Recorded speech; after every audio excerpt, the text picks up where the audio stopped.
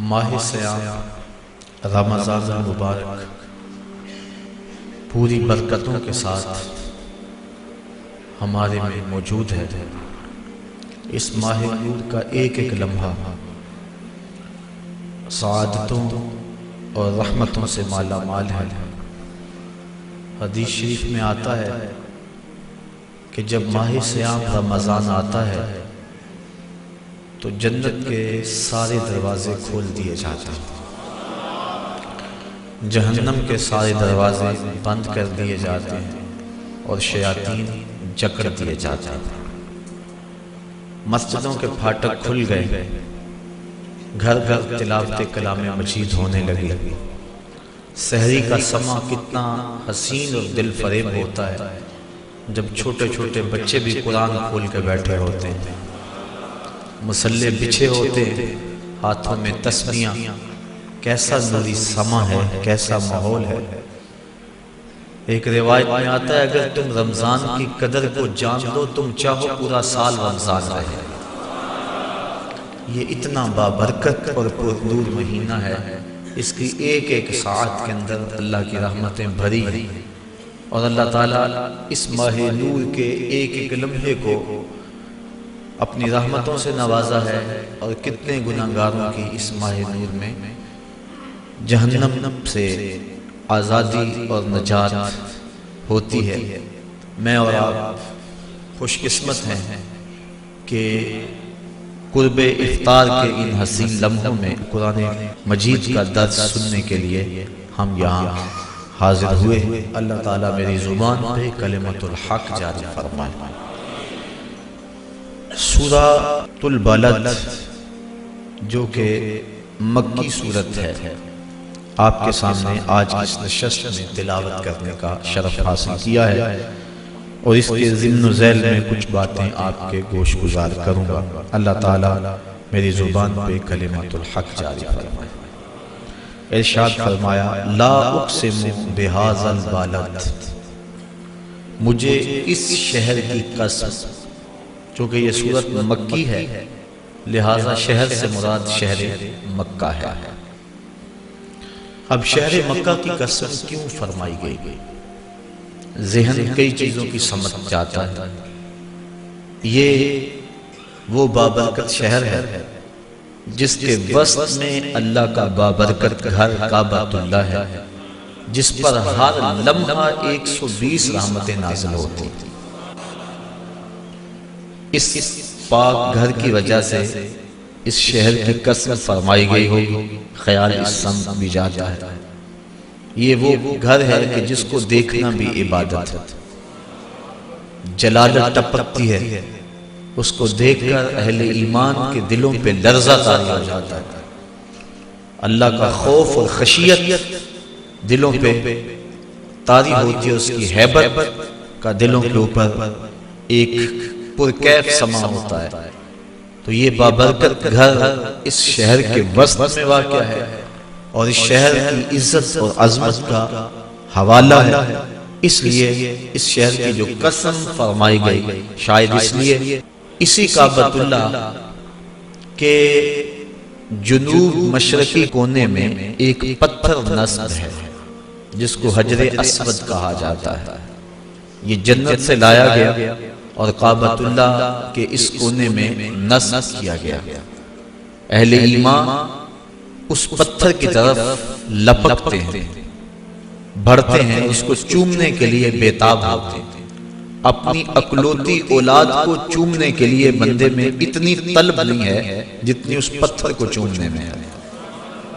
تو اس لیے یہ جنتی پتھر ہے۔ اس شہر کی قسم اس لیے بھی فرمائی گئی ہوگی کہ یہاں یہ بابرکت پتھر ہے۔ مقام ابراہیم یہ کعبۃ اللہ کی شرقی دیوار کے بالکل سامنے نصب ہے، اور یہ وہ پتھر ہے جس کی چھاتی میں حضرت ابراہیم علیہ السلام کے قدم لگے ہوئے ہیں، اور اس کو مصلی بنانے کا حکم دیا گیا ہے۔ اس پتھر کی وجہ سے اس شہر کی قسم فرمائی گئی۔ تھوڑا سا آگے آ جائیں تو چاہے زمزم ہے، اور یہ وہ جگہ ہے جہاں حضرت اسماعیل علیہ السلام نے ایڑیاں رگڑی تھی اور اللہ نے چشمہ جاری کر دیا۔ اور حضرت اسماعیل علیہ السلام کے قدموں کی خیرات قیامت تک دنیا لے رہی ہے، اور اس پانی میں شفا بھی ہے، وہ پانی غذا بھی ہے، وہ پانی دوا بھی ہے۔ جس نیت کے ساتھ آب زمزم پیو اللہ تعالیٰ اس نیت کو پورا فرما دیتا ہے۔ جو دعا کرو اللہ آب زمزم پیتے ہوئے ہر دعا کو قبول فرماتا ہے۔ یہ ایک حوالہ ہے اس شہر کا، تو اس لیے شہر کی قسم فرمائی گئی۔ خیال یہ بڑھتا ہے آگے صفا اور مروہ یہ دو پہاڑیاں ہیں جن میں حضرت حاجرہ سلام اللہ علیہا اپنے بیٹے کے لیے پانی کی تلاش میں دوڑی تھی۔ اب قیامت تک اللہ تعالیٰ نے ان پہاڑیوں کو، ان پتھروں کو اپنی نشانیاں قرار دیا، یہ شعائر اللہ کہلائیں، اور قیامت تک حاجیوں کو ان پتھروں پہ دوڑنے کا حکم دیا گیا۔ حضرت حاجرہ تو اس لیے دوڑی تھی کہ ان کو بیٹے کے لیے پانی چاہیے تھا، حاجی کی بغل میں پانی کی بوتل موجود ہوتی، لیکن یہ کیوں دوڑ رہا ہے؟ جن لوگوں نے حج کیا ہے، عمرے کی سعادت حاصل کی ہے، کیسا منظر ہوتا ہے، سروں کا سمندر نظر آتا ہے، لوگ دوڑ رہے ہیں۔ اسلام تو بے مقصد ایک عمل کی ترغیب نہیں دیتا۔ من حسن اسلام المرء ترکہ ما لا یعنی ہے، اسلام کے کا حسن یہ ہے کہ ہر بے مقصد کام چھوڑ دیا جائے۔ اب حضرت حاجرہ تو پانی کے لیے دوڑی، اور یہ پانی کی بوتل بغل میں لٹکائے ہوئے دوڑ رہا ہے، پانی کے لیے تو نہیں دوڑ رہا، بیٹے کے لیے دوڑ رہا ہے، بیٹا بھی ساتھ دوڑ رہا ہے، درمیان میں تیز ہو رہا ہے، انہیں تو لال نظر نہیں آتا تھا، بیٹا نظر نہیں آتا تھا، اور یہاں باپ بیٹا اور ماں اکٹھے دوڑ رہے ہیں۔ تو یا اللہ یہ دوڑنا بھی عبادت ہے؟ کہا ہاں، جن راہوں پہ میری بندی دوڑی تھی تم ان راہوں پہ چلو گے، میں تمہارے اوپر رحمتیں نچھاور کروں۔ تو صفا اور مروہ اللہ کی نشانیاں ہیں۔ یہاں کوہ حرا ہے، جبل نور ہے، جس پر اسلام کی پہلی وحی نازل ہوئی اور پھر قرآن اترتا رہا، تو اس لیے اس شہر کی قسم فرمائی گئی۔ تو ذہن میں یہ کئی خیال آتے ہیں، شاید جبل سور ہے، اس وجہ سے اس شہر کی قسم فرمائی گئی، لیکن اللہ تعالیٰ جل شانہ نے آگے واضح اور دو ٹوک فرما دیا۔ مکہ عظمت کا بہت بڑا حوالہ ہے، اور اس میں جو ہے وہ مقام ابراہیم ہے، اس میں چاہے زمزم ہے، اس میں صفا مروہ ہے، اس کے اندر حجر اسود ہے، کعبہ اللہ ہے، یہ عظمت کے بہت بڑے حوالے ہیں۔ لیکن کہا میں اس شہر کی قسم اس لیے نہیں کھا رہا کہ اس میں یہ ساری عزت والی چیزیں ہیں، لیکن مالک نے کیوں شہر کی قسم فرما رہا ہے؟ کہا وَأَنْتَ حِلٌّ بِهَذَا الْبَلَدِ، اس لیے محبوب اس شہر کی گلیوں میں تو چلتا رہا، تو نے خرام ناز کیا ہے، اس شہر کی فضاؤں میں تیرے سانسوں کی خوشبو بسی ہے۔ تو شہر مکہ عظمتوں کے اور بھی کئی حوالے تھے، اور اگر یہ دوسری آیت نہ ہوتی تو یقیناً بہت سارے لوگوں کا ذہن ادھر ہی جاتا اور اس پر مناظرے ہوتے کہ شہر کی قسم اسی لیے کھائی گئی کہ شہر میں مکہ المکرمہ ہے، مقام ابراہیم ہے، چاہے زمزم ہے، لیکن مناظرے کا موضوع کم از کم اس باب میں تو ختم ہوا۔ کہا محبوب اس شہر مکہ کی قسم میں اس لیے کھا رہا ہوں کہ تیرے پائے نازنین کے بوسے اس شہر کی خاک میں لیے۔ وَأَنْتَ حِلٌّ بِهَذَا الْبَلَدِ، محبوب تو ان گلیوں میں چلتا رہا۔ وَوَالِدٍ وَمَا وَلَدَ، اور محبوب تیرے باپ کی قسم، یعنی حضرت ابراہیم علیہ السلام کی قسم، اور ان کی جو اولاد ہے اس اولاد کی قسم۔ تو اللہ تعالیٰ جل شانہ نے یہ قسمیں فرمائی، اس شہر کی قسم فرمائی جس شہر کے اندر محبوب کے جلوے تھے۔ اللہ اکبر، محبوب رہے ہیں، اللہ قسم فرما رہا ہے۔ اسی لیے علماء نے کہا، اس باب میں علماء کا اختلاف ہے مکہ افضل ہے یا مدینہ افضل۔ بعض نے کہا مکہ افضل ہے، بعض نے کہا مدینہ افضل۔ اس پر کئی اقوال ہیں، لیکن اس آیت کی روشنی میں میرے ذہن میں اس وقت جو قول آیا وہ یہ کہ بزرگ فرماتے ہیں، بعض علماء کہتے ہیں کہ جب حضور مکے میں تھے مکہ افضل تھا، جب مدینے میں آگے تو مدینہ افضل تھا۔ اللہ اکبر، اللہ اکبر۔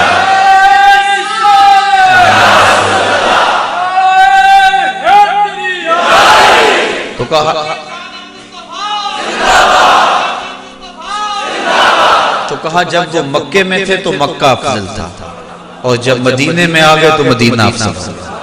اور آقا کریم نے ہاتھ اٹھا کے دعا مانگی، اے اللہ جتنی برکتیں تو نے مکے میں رکھی تھی 2 گنا برکتیں مدینے میں رکھی۔ تو یہ نسبت کی بات ہے، جہاں وہ ہوں گے وہاں برکتیں اتریں گے۔ ایک بار وہ جدھر سے گزرے ہیں نصیر، ایک بار وہ جدھر سے گزرے ہیں نصیر، ہزار بار ادھر سے بہار گزری ہے۔ وہ روشنی ہی روشنی ہے۔ ظہوری صاحب نے ایسے تو نہیں کہا کہ مکے کی ہواؤں میں، طیبہ کی فضاؤں میں، ہم نے تو جدھر دیکھا سرکار نظر آئے۔ یقین جانے اگر محبت کی نظر مل جائے تو بندہ طواف کرتے ہوئے بھی ڈھونڈتا ہے کہ ان راہوں سے محبوب گزرے ہوں۔ اللہ اکبر، چاہے زمزم پہ آئے یا صفا مروہ پہ آئے، غار سور پہ جائے یا حرا پہ آئے، وہ تصور میں اسی میں ہوتا ہے کہ ان گلیوں سے، ان بازاروں سے جو ہے وہ حضور گزرے ہوں گے۔ اور آج مکے میں بھی جو اجالے ہیں اور مدینے میں بھی جو اجالے ہیں، یہ ان نفوس قدسیہ کی جو ہے وہ برکتیں ہیں۔ حضور کی سانسوں کی مہک آج بھی وہاں موجود ہے۔ وہ کیا کسی نے کہا تھا نا کہ چند لمحوں کے لیے ٹھہرے تھے تم جس پیڑ کے نیچے، چند لمحوں کے لیے ٹھہرے تھے تم جس پیڑ کے نیچے، سنا ہے آج تک اس پیڑ کا سایہ مہکتا ہے، آج بھی وہ خوشبو ہے، آج بھی وہ روشنی ہے۔ تو کہا محبوب مجھے اس شہر کی قسم، اس لیے کہ شہر میں تو جلوہ فرما ہے، اور تمہارے باپ ابراہیم کی قسم اور اس کی اولاد کی قسم۔ یہ قسمیں فرما کر کیا کہا؟ لَقَدْ خَلَقْنَا الْإِنسَانَ فِي كَبَدٍ، ہم نے انسان کو مشقت میں رہتا ہوا پیدا کیا۔ انسان کی زندگی کا مقصد یہ نہیں ہے کہ وہ آسائشیں اور سہولتیں ہی تلاش کرتا ہے، کہ اس کے لیے زندگی میں کوئی کٹھن مرحلہ نہ ہو۔ یہ ایک مرد اور ایک انسان جو اپنی انسانیت کے جوہر سے آگاہ ہے، یہ اس کا مطالبہ نہیں ہوتا، بلکہ وہ تو کہتا ہے کیا میں نے اس خاکدان سے کنارہ، جہاں رزق کا نام ہے آب و دانہ، پلٹنا جھپٹنا جھپٹ کر پلٹنا، لہو گرم رکھنے کا ہے ایک بہانہ، پرندوں کی دنیا کا درویش ہوں میں کہ شاہی بناتا نہیں آشیانہ۔ یعنی انسان مشقتوں میں رہتا ہوا پیدا کیا گیا، بالکل آسان زندگی، سہل زندگی، کوئی تکلیف نہ پہنچے، مخمل کے فرش پہ بھی چلے تو پاؤں میں موچ آ جائے، کیلا کھانے سے بھی جو ہے وہ دانت ہلتے چلے جائیں، یہ ایک مرد کی پہچان نہیں ہے۔ انسان کو اللہ نے مشقتوں اور دکھوں کے اندر رہتا ہوا پیدا کیا ہے تاکہ وہ حالات کا مقابلہ کرے۔ ہے شباب اپنے لہو کی آگ میں جلنے کا نام۔ اقبال نے کہا تھا کہ جوانی کیا ہے؟ کسی چوک اور موڑ پہ کھڑا ہونے کا نام جوانی ہے، اپنی خواہشات میں اسیر ہو جانے کا نام جوانی ہے، اپنے سفلی جذبات کی تسکین کی راہیں تلاش کرنے کا نام جوانی ہے۔ تو اقبال کہتا ہو بتاؤں جوانی کیا ہے؟ شباب اپنے لہو کی آگ میں جلنے کا نام۔ تو انسان مشکلوں کے پردے میں رہتا ہوا پیدا کیا گیا ہے، اس کو آسانیاں، اس کو راسنیاں، یہ تو شاہین ہے اور پہاڑوں کی چٹانوں پہ اس کے بسیرے ہیں، لہٰذا یہ قسمیں فرما کر کہا۔ اور قسم مکے کی کیوں فرمائی؟ شہر محبوب کی قسم کیوں فرمائی؟ اس لیے کہ اس شہر میں حضور نے پتھر کھائے تھے، اس شہر کے اندر گڑے کھودے تھے، اس شہر کے اندر اجڑیاں ڈالی گئی تھی، اس شہر کے اندر حضور علیہ السلام کے اوپر کوڑے ڈالے گئے تھے۔ اس لیے کہا محبوب اس شہر کی قسم، جس شہر میں تم نے دکھ سہے، جس شہر کے اندر تم نے تکلیف سہی، کھدے ہوئے گڑے، بچھے ہوئے کانٹے، راستوں کی تکلیفیں تم نے سہی اور ہنس کے سہی، میرے نام پہ سہی۔ محبوب اس شہر کی قسم، ہم نے انسان کو آسائشوں میں رہتا ہوا نہیں بلکہ دکھوں کے ساتھ ٹکراتا ہوا پیدا کیا۔ وہ حالات کے جبر کا مقابلہ کرتا ہے، وہ کشمکش کے اندر کود جاتا ہے، وہ ہنگامہ خیر و شر کے اندر ایک موتی بن کے نکھرتا ہے۔ وہ آسان زندگی کا متلاشی نہیں ہے بلکہ محبوب تیرے شہر کی قسم، جس شہر میں تیرے بسیرے ہیں، جس شہر کے اندر محبوب تجھے کپڑے ڈال کے تاؤ دیے گئے، جس شہر کے اندر دکھ پہنچائے گئے، اس شہر کی قسم انسان کو مشقتوں میں اور تکلیفوں میں رہتا ہوا پیدا کیا گیا ہے۔ تمام عمر طوفان سے کھیلتے گزری، تمام عمر طوفان سے کھیلتے گزری، نیا کے ڈوبنے کا ڈر بھی رہا۔ یہ ہے زندگی ایک مومن، یہ نہیں ہے کہ وہ ہر وقت پھولوں کی سیج پہ لیٹا رہے۔ مجھے ایک واقعہ یاد آیا، کوئی ایک بادشاہ تھا نا، وہ پھولوں کی سیج پہ لیٹا کرتا تھا، لونڈی اس کے لیے روزانہ سیج بچھایا کرتی تھی، بوڑھی ہو گئی۔ ایک دن وہ سیج بچھا کر خیال آیا اس کے دل میں کہ بادشاہ روزانہ ان پھولوں پہ سوتا ہے، پتہ نہیں کیا لطف ہوگا ان پھولوں پہ سونے کا، میں بھی تو کمر سیدھی کر کے دیکھوں کیا لطف ہے ان پھولوں پہ سونے کا۔ ساری زندگی وہ بادشاہ کے لیے سیج سجاتی رہی، آج سیج تیار کر کے ایک لمحے کے لیے لیٹی، سارے دن کی تھکی ہوئی تھی، آنکھ لگ گئی۔ بادشاہ جب اپنے کمرے میں داخل ہوا دیکھا کہ اس کی سیج پہ ایک لونڈی لیٹی ہوئی، اس نے فوراً تالی بجائی، خدام حاضر ہو گئے، کہا اس کو پکڑو اور الٹا لٹکا دو اور اتنا مارو کہ اس کی جان نکل جائے، تاکہ باقیوں کو عبرت ہو جائے کہ بادشاہوں کی سیج کتنی مقدس ہوتی ہے۔ ایک لونڈی کو یہ جرأت کہ وہ بادشاہ کی سیج کے اوپر سوئے، اس لونڈی کو پکڑا اور الٹا لٹکا کے جلاد کوڑے مارنے شروع کر دیے۔ جب کوڑا لگتا ہے وہ چیختی ہے، اچانک چیختے چیختے اس نے ہنسنا شروع کر دیا۔ بادشاہ نے کہا رک جاؤ، اس لونڈی کو پوچھو روتی کیوں ہے، اسے یہ بھی پوچھو ہنستی کیوں ہے۔ جلاد رک گیا، لونڈی کو پوچھا تو روتی کیوں ہے، کہا جب کوڑا لگتا ہے میری جان نکلنے کو آتی تو تکلیف کی وجہ سے روتی ہوں۔ کہا ہنستی کیوں ہے، کہا ہنستی اس بات میں ہوں میں نے سوچا میں چند لمحوں کے لیے اس سیج پہ سوئی اور اتنی تکلیف آ رہی ہے، جس کو عمر ہو گئی سوتے ہوئے اس کا کیا بنے۔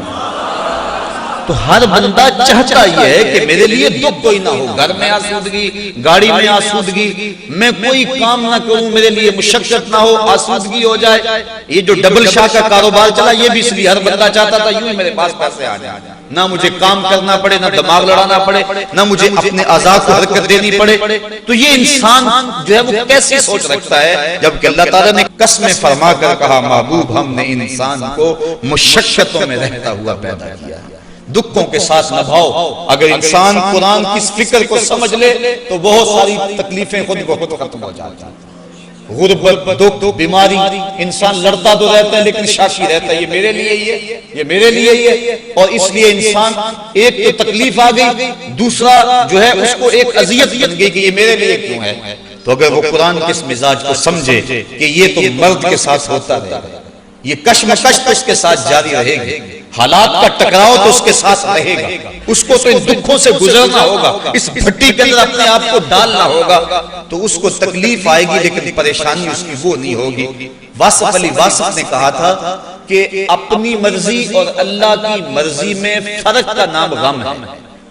جب بندہ اپنی مرضی اور اللہ کی مرضی میں فرق کر دے تو اسے غم کہتے ہیں، اور جب بندہ کہتا ہے یہ سونا میرے دکھ میں چلا تے میں سکھ نو چلے ڈاواں، پھر وہ جلتی ہوئی چکھا کے اندر بھی مسکراتا ہوا چلا لگا۔ جبریل پوچھتے بھی ہیں کہ اب تو کہہ لو نا کہ مجھے اس دکھ سے بچا لیا جائے، اللہ کا نام لیوا توحید کا پرستار دنیا پہ ایک ہی ہے اور وہ بھی آگ میں کود رہا ہے۔ تو جواباً خلیل علیہ السلام کہتے ہیں جبریل بتاؤ نا ان کافروں کے دل میں کس نے ڈالا کہ مجھے آگ میں جلایا جائے، اس کی مشیت کے بغیر ہو گیا یہ؟ کہا رب جلیل نے، کہا اگر جلیل کی یہ مرضی ہے تو پھر خلیل کی بھی یہ بھی ہے۔ تو پھر انسان کے لیے دکھ نہیں رہتا بلکہ اس دکھ کے اندر سے بھی انسان لذت کشش کر لیتا ہے۔ تو کہا انسان کو ہم نے مشقتوں میں رہتا ہوا پیدا کیا ہے، دکھ اس کا گھیرا کریں گے، بیماری اس کا گھیراؤ کریں گی، غربت پسماندگی اس کو تکلیف دے گی، لیکن یہ حالات کا جبر کا مقابلہ کرتے ہوئے آگے بڑھتا چلا جائے۔ لیکن انسان کی ایک اور فطرت ایحسب ان لن یقدر علیہ احد، جب پھر اس کے پاس دولت آ جائے، اس کے پاس اقتدار آ جائے تو یہ کیا کہتا ہے؟ ایحسب، یہ گمان کرتا ہے ان لن یقدر علیہ احد، اس پر کسی کی طاقت نہیں۔ یہ تو اتنی دولت ہے، اتنا اس کے پاس سرمایہ ہے، گن مین اس کے پاس دائیں بائیں آگے پیچھے چوکس رہتے ہیں، اس کا کوئی کیا بگاڑ سکتا ہے؟ عدالتیں یہ خرید لے، کچہریاں یہ خرید لے، تھانے یہ خرید لے، کوئی اس کا بگاڑ سکتا ہے؟ اتنی کثرت، اتنی دولت، ہر شے دولت سے خریدی جا سکتی ہے، تو یہ گمان کر لیتا ہے اس پر کسی کی طاقت نہیں چلتی۔ یقولو، پھر ایک اور بات کہتا ہے احلقت مالا لبدا، کہ میں نے دیکھو اتنا مال خرچ کر دیا، یعنی اپنے اس مال کی نمائش کرنے بیٹھ جاتا ہے، بہانے شادی کرے گا تو فضول خرچیوں پہ اتنے اڑا دے گا تاکہ لوگوں کو پتا چلے کہ حد ہوگی، سیٹھ صاحب نے کمال کر دیا۔ لوگوں کو بتاتا پھرتا ہے کہ میں تو جناب یہ جو کوٹھی کا گیٹ ہے نا یہی 5 لاکھ کا بنا ہے، وہ بہانے یقولو کہتا ہے احلقت، میں نے ہلاک کر دیا، اڑا دیا، مالا لبدا، ڈھیروں مال، میں تو مری سیر کرنے گیا تھا تو 5 لاکھ کا خرچہ آ گیا۔ وہ تو بیمار ہو جائے تو بعد میں لوگوں کو بتاتا پھرتا ہے کہ میں فلاں ہاسپٹل میں گیا تھا اور وہ بڑا مہنگا ہاسپٹل ہے، میں نے اتنے پیسے وہاں لگا دیے۔ یہ بہانے سے لوگوں کو اپنے مال کے مصرف بیان کرتا رہتا ہے۔ یقولو کہتا ہے احلقت، میں نے ہلاک کر دیا، مالا لبدا، بہت سارا مال۔ ایحسب ان لم یرہ احد، کیا یہ گمان کرتا ہے کہ اس کو کسی نے دیکھا نہیں؟ جو یہ کر رہا ہے، جو داد عیش دے رہا ہے، جس پہ مال اڑا رہا ہے، جہاں خرچ کر رہا ہے، جہاں فضول خرچے اللہ تللوں میں اڑا رہا ہے، کیا یہ سمجھتا ہے کوئی آنکھ اس کی نگرانی نہیں کر رہی، کوئی نہیں اسے دیکھ رہا؟ آگے فرمایا الم نجعل لہ عینین، اس کی اپنی آنکھیں نہیں تھی؟ کیا ہم نے اس کو دو آنکھیں نہیں دی تھی؟ وَلِسَانًا وَشَفَتَيْن، ایک زبان اور دو ہونٹ نہیں دیے تھے؟ وَهَدَيْنَاهُ النَّجْدَيْن، ہم نے خیر اور شر دونوں راہیں نہیں دکھا دی تھی اس کو؟ فَلَقْتَحَمَ الْعَقَبَةَ، لیکن یہ مشکل گھاٹی چڑھائی نہیں، مشکل گھاٹی نہیں چڑھا، یوں پیسے اڑا دینا یہ اس کے لیے آسان تھا، نفس کی تسکین کا سبب تھا، مری جا کے 5 لاکھ خرچ کرانا یہ تسکین کا سبب تھا اس کے لیے، اس کا نفس خوش ہوتا تھا، یہ فضول خرچیوں کے اندر اعلیٰ عہدیداروں کی دعوت کر کے اور ڈھینگے مارتا ہے کہ اتنے اتنے لوگوں سے میرے تعلق ہیں اور لاکھوں روپے خرچ کر دیے دعوت میں، اس پر اس کے نفس کو تسکین ہوتی تھی، لیکن کہا جو مشکل گھاٹی ہے اس میں نفس کو تسکین نہیں، روح کے قرار کا سبب ہے، لیکن یہ اس گھاٹی پہ نہیں چڑھا۔ وہ کیا گھاٹی ہے؟ مشکل گھاٹی کیا ہے؟ قرآن نے بیان کیا، آگے فرمایا وَمَا أَدْرَاكَ مَا الْعَقَبَةُ، تجھے کیا پتا کہ وہ مشکل گھاٹی کیا ہے؟ آگے فرمایا فَكُّ رَقَبَةٍ، وہ کسی پھنسے ہوئے کی گردن کو چھڑانا ہے، کسی دکھیے کے کام آ جا۔ یہ جو 5 لاکھ مری میں اڑایا ہے اس کی بجائے بہتر نہیں تھا کہ یتیم بچیوں کی شادی کر دیتا؟ یہ تیرے لیے نہیں تھا وہ بوڑھے باپ جن کی بیٹیاں ان کی دہلیز پہ جوان بیٹھی ہیں اور کوئی ان کا رشتہ قبول نہیں کرتا کہ ان کے پاس دینے کے لیے جہیز موجود نہیں ہے، تو چپکے سے جا کر رات کے اندھیرے کے اندر ان کی مٹھی کے اندر یہ 5 لاکھ روپیہ دے آتا اور اسے یہ بھی تاکید کرتا کسی کو خبر بھی نہ ہونے پائے، تو تیری روح کو تسکین نہ نصیب ہوتی۔ لیکن یہ مشکل گھاٹی تھی، تو ایسا عادی ہو گیا انسان، تو عید کے موقع پہ کسی کو آٹے کی گوری بھی دینے لگتا ہے تو 7 اخباروں کے فوٹوگرافروں کو بلا لیتا ہے اور کہتا ہے میں دینے لگا ہوں اس کو عید پیکج اور یہ میری تصویر 7 اخباروں میں چھپنی چاہیے۔ تو اس طرح عادی ہو گیا، غریب کی غربت کا تماشا تو دیکھتا ہے اور اس کا اشتہار لگاتا ہے، تو بھول گیا ہے ان دکھیوں کو، ان پریشان حالوں کو۔ تو جو ہے وہ امیر لوگوں کی افطاری کر کے فضول خرچیاں کرتا ہے، لیکن کبھی تو نے غریبوں کو بھی پوچھا کہ تمہارے گھروں میں نان شبینہ بھی ہے یا کیا؟ تم نے کبھی ان کو بھی پوچھا کہ جو کھجور کو چوس کے روزہ افطار کرتے ہیں اور سحری کے وقت بھی خشک روٹی سے روزہ رکھ لیتے ہیں اور سارا دن تڑپتے ہیں، ان کا بھی کبھی حال پوچھا ہوتا؟ اور تو اگر اپنی ذاتی خواہش کی بجائے تو ان لوگوں تک یہ مال پہنچایا ہوتا تو یقیناً یہ گھاٹی تھی تو مشکل، لیکن اس سے برکتیں بہت ساری وابستہ تھی۔ کہا وہ مشکل گھاٹی کیا تھی؟ فَكُّ رَقَبَةٍ، کسی بندے کی گردن چھڑانا، او اطعام فی یوم ذی مسغبہ، یا بھوک کے دن کھانا کھلانا، یعنی جب خوشحالی کے دن ہو، قحط نہ ہو تو کسی کو کھانا کھلا دینا یہ اتنا مشکل نہیں ہے، لیکن جب خود انسان کو اپنے لیے پریشانی بنی ہوئی ہو، قحط کے دن ہو، تو پھر کسی کو کھلانا یہ ایثار ہے اور یہ بہت بڑی نیکی ہے۔ یتیمن ذا مقربہ، کسی یتیم کو، کس یتیم کو؟ جو قریبی ہو۔ دور کے یتیم کی بھی ترغیب ہے شریعت میں، لیکن یہاں قریبی یتیم کا تذکرہ اس لیے کیا گیا کہ پیچھے کہا گیا یہ مشکل گھاٹی ہے، اس لیے کہ انسان اپنے قریبی یتیموں کی جب مدد کرتا ہے، بھتیجوں کی، بھانجوں کی، تو اس میں معاشرے میں سے اسے داد نہیں ملتی، سارے کہتے ہیں کہ اپنوں کے ساتھ ہی کر رہا ہے، لہٰذا انسان ان کو تو بعض کا نظر انداز کر دیتا ہے اور دوسروں کی مدد کر کر کے داد لیتا ہے، وصول کرتا ہے۔ اس لیے کہا مشکل گھاٹی یہ تھی جو قریبی رشتہ دار تھے، غریب اور یتیم جو تھے ان کی مدد کرتا تاکہ تیرے نفس میں بھی شاک ہوتا اور اس پہ جو ہے وہ تیری قبولیت بھی ہوتی۔ او مسکینن ذا متربہ، یا ایسے مسکین جو خاک آلود ہیں۔ ایک تو وہ مسکین ہے کہ اگر ان کو خیرات دی جائے وہ تمہاری سخاوت کا ڈنڈورا پیٹیں گے، لیکن یہ وہ ایسے مسکین ہیں کہ ذا متربہ، جو مٹی سے ملے ہوئے، ایسی ان کی خستہ حالت ہے، اگر تم چپکے سے جا کے ان کو خیرات دے آؤ گے تو وہ تمہاری سخاوت کا ڈنڈورا نہیں پیٹیں گے، لہٰذا اس کی طرف انسان مائل نہیں ہوتا بلکہ اس سمت مائل ہوتا ہے جہاں اس کا اشتہار لگنا ہوتا۔ تو کہا کہ مشکل گھاٹی یہ ہے، یتیمن ذا مقربہ او مسکینن ذا متربہ، خاک نشین مسکین کو، ثم کان من الذین آمنوا، اور پھر وہ لوگ جو ایمان لائے وَتَوَاصَوْا بِالصَّبْرِ وَتَوَاصَوْا بِالْمَرْحَمَةِ، آپس میں وہ صبر کی وصیتیں کرتے ہیں اور ایک دوسرے پر مہربانی کرنے کی وصیتیں کرتے ہیں۔ معاشرے میں دو ہی طبقے، ایک طبقہ خوشحال اور ایک طبقہ بدحال، دونوں کی ذمہ داریاں اس آیت کے اندر بیان کرتے ہیں۔ جو بدحال طبقہ ہے، دکھی طبقہ ہے، بیمار طبقہ ہے، غربت کی چکی میں پسنے والا ہے، اذیت میں مبتلا ہے، مظلوم طبقہ ہے، اس طبقے کی راہ ہے کہ صبر کر، صبر کے بدلے میں اللہ نے اجر رکھا ہوا۔ آقا کریم کی خدمت میں ایک بوڑھی حاضر ہوئی، عرض کی حضور مجھے مرگی کے دورے پڑتے ہیں اور جب مجھے دورہ پڑتا ہے تو میں گر پڑتی ہوں، سطر بھی کھل جاتا ہے اور بڑی پریشانی ہوتی ہے، میرے لیے دعا کریں کہ مجھے اس مرض سے نجات مل جائے۔ آقا کریم نے فرمایا اگر تو کہے تو میں دعا کر دیتا ہوں، اور اگر تو صبر کرے تو اللہ جنت عطا فرمائے۔ اللہ اکبر۔ اب وہ عورت کیا کہنے لگی؟ کہا حضور مجھے جنت والا سودا قبول ہے، میں صبر کر لیتی ہوں، یہ 4 دن کی زندگی ہے، دوروں میں گزر جائے گی کوئی بات نہیں، لیکن اتنی مہربانی تو فرما دیں کہ جب میں گروں تو میرا سطر نہ کھلا کرے۔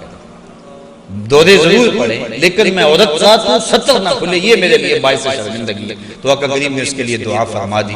جب وہ مرگی کے دورے سے گرتی تھی تو اس کا سطر محفوظ رہتا تھا، لیکن اس کو مرگی کے دورے مسلسل پڑتے تھے تو مومن کو جو کانٹا بھی چبھتا ہے اللہ اس کے بدلے میں بھی اس کو جنت عطا فرماتا ہے۔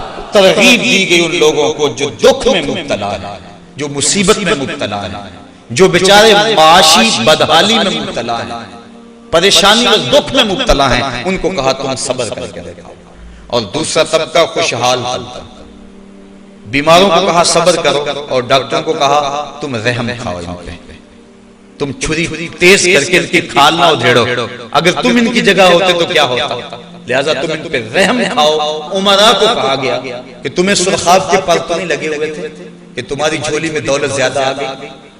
پڑھے لکھے سمجھدار دانا بینا غربت کی چکی میں پس رہے ہیں، اور تمہیں اگر دولت زیادہ دے دی گئی تو اس کو اپنی دانائی شمار نہ کریں، تمہارے جیسے دانا گلیوں میں رل رہے ہیں، تم اپنی محنت پہ اس کو مثال نہ دیں، تمہاں سے زیادہ محنت کرنے والے یہاں نہیں پہنچ پائے جہاں تم موجود ہو۔ اس لیے ان کو کہا کہ ان کے حصے کا جو رزق ہے وہ بھی ہم نے تمہاری جھولی میں ڈال دیا تاکہ تمہیں ثواب ملے، اور تم ان کو ڈھونڈو، ان کو تلاش کرو، اور ان کو خیرات کر کے ان کی دعائیں بھی لو اور اللہ کے کرم کے حقدار بھی بن جاؤ۔ ایک طبقے کو کہا صبر کر کے دکھائے، اور دوسرے طبقے کو کہا کہ تم رحم کرو تاکہ ایک صبر کر کے اجر پائیں، ایک رحم کر کے اجر پائیں، اور حضور کی ساری امت اللہ کی رحمتوں کی حقدار بن جائے۔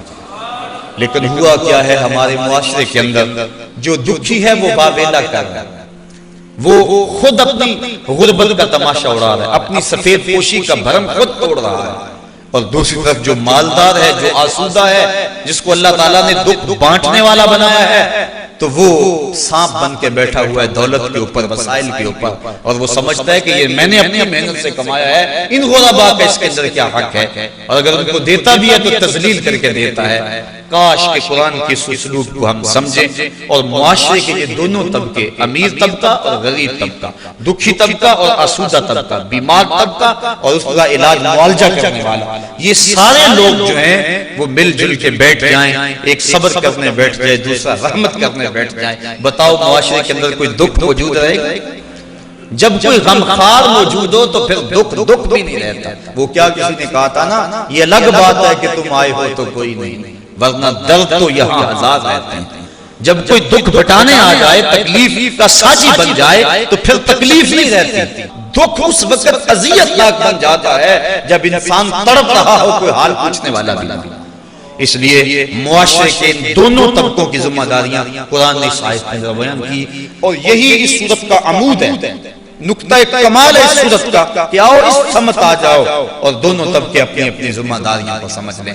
لیکن ہم کتنے سفاک ہوتے ہیں، ہم کہتے ہیں ہمیں اپنی خوشیوں سے غرض ہے، ہمیں کبھی خیال نہیں ہوتا کہ ہم ان کاموں پہ لاکھوں روپے لگائے ہیں کہ جن کے بغیر جو ہے وہ کوئی فرق نہیں پڑتا تھا، لیکن ہم نے کبھی یہ نہ دیکھا کہ ہماری گلی کے اندر کتنی بچیاں ہیں جن کے ہاتھ ابھی تک پیلے نہیں ہو رہے اور ان کے پاس جہیز نہیں ہے، آئیے ہم قرآن مجید کے ان الفاظ سے ان کلمات سے روشنی لیں اور اپنے معاشرے کے دکھ بانٹنے کی کوشش کریں۔ وہ لوگ جو اس معاشرے کے دکھ بانٹتے ہیں وہ بڑے بابرکت اور بڑے ہی اللہ کی رحمتوں کے حقدار لوگ ہوتے ہیں، لیکن ہمارا حال تو میں کہا کرتا ہوں، حال یہ ہے کہ عید کے دن بھی ہم تفریق میں مبتلا ہوتے ہیں۔ ایک طرف امیر کا بگڑا ہوا بچہ گولڈن سیب کا ایک کونا کاٹ کر دوسرا کتے کے آگے ڈال رہا ہوتا ہے، اور دوسری طرف بیوہ کا یتیم بچہ عید کے دن بھی چھاپی لگائے آلو چھولے بیچنے پہ مجبور ہوتا ہے۔ یہ ہمارے معاشرے کی اونچ نیچ ہے اور یہ ہمارے معاشرے کا تفاوت ہے۔ کاش کہ ہم اس دن غبارے بیچتے ہوئے ان بچوں کو، عید کے دن بھی پانی بیچتے ہوئے ان بچوں کو قریب کریں، اور اپنے بیٹوں کو بھی تو عیدی دی تھی، اور ان کو کہیں ان سے سارے غبارے خرید لیں، ان سے سارا سامان بھی خرید سکتے ہیں، یا ان کو اضافی رقم دے کے ان کو بھی عید کی خوشیوں میں شامل کر لیں۔ میرے اور آپ کے آقا مولا کے لیے تو عید کا انتظار ہو رہا ہے، اور صحابہ کا مجمع منتظر ہے کہ حضور آئیں گے تو عید پڑھائیں گے، لیکن آقا کریم راستے کے اندر ایک بچے کو دیکھ کے رک جاتے ہیں اور پوچھا بیٹا آج تو عید کا دن ہے اور تم رو رہے ہو؟ عرض کی حضور میرے باپ کا سایہ میرے سر پہ نہیں ہے۔ آقا کریم نے اس کو قریب کیا، اپنے گھر لے گئے، جو لباس حسنین کو دیا گیا تھا اسی یتیم بچے کو پہنایا گیا، کھانا دیا گیا۔ جب اس کے بال سنور گئے اور لباس اس نے پہن لیا، آقا کریم نے اس کو قریب کیا، چہرے پہ اس کے مسکراہٹ سے کھیلنے لگے۔ آقا کریم کا دل اور پسیجا، اس کو قریب کر کے احساس محرومی مزید ختم کرتے ہوئے کہا بیٹا کیا یہ تو پسند نہیں کرتا کہ محمد تیرا باپ لگے اور عائشہ تیری امی لگے اور فاطمہ تیری باجی لگے؟ اس نے کہا یہ رشتے مجھے مل جائیں تو مجھے اور کیا چاہیے؟ کہا آج کے بعد یہ رشتے تیرے۔